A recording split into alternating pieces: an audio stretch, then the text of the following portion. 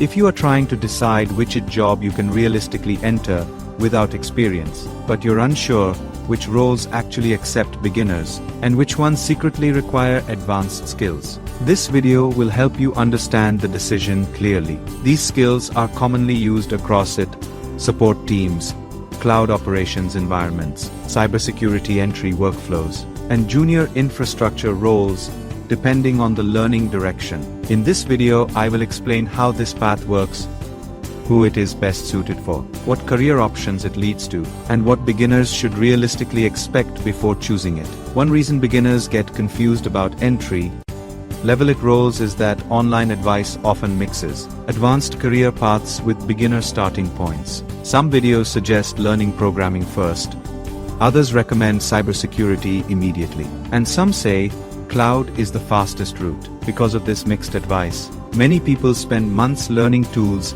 that are not required for their first job. The easiest jobs to enter without experience usually belong to the support and infrastructure foundation layer of the technology industry. These roles focus more on troubleshooting, systems basics, networking awareness, and helping users solve technical problems.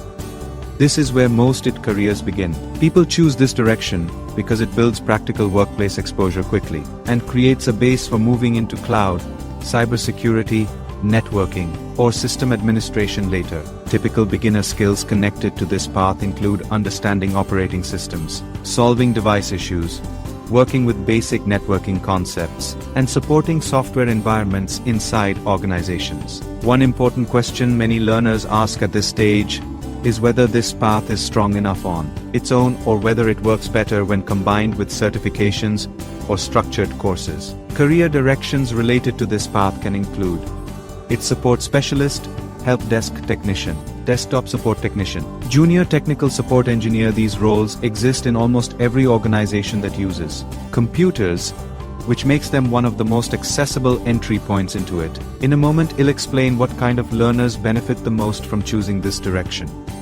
and who should probably consider an alternative path instead. Many beginners also explore structured beginner-friendly courses in this area to understand the roadmap more clearly before committing to a learning direction. This path is best suited for learners who enjoy solving practical problems, helping users directly, and building confidence step by step, instead of starting with heavy programming or advanced engineering topics. However, it may not be ideal for learners who want immediate specialization in artificial intelligence, deep cybersecurity research roles, or advanced cloud architecture positions. The difficulty level is considered beginner-friendly compared to most technical career paths, because the learning starts with fundamentals rather than complex development environments. Most learners can prepare for their first entry-level support role within 3 to 6 months. Depending on consistency and learning structure, certifications play an important role here, because they help employers verify your readiness when you do not yet have job experience. Most learners who move forward in this direction usually start with one structured certification or guided learning track to build confidence step by step. Structured learning is usually more effective than random tutorials, because career skills develop faster when the learning order is clear and connected. After entering the field through support roles, many professionals later transition into networking, cloud administration, cybersecurity operations, or system engineering tracks. This direction is especially useful for learners who want a structured starting point before choosing advanced certifications later. You can find some helpful beginner-friendly learning resources related to this path in the description.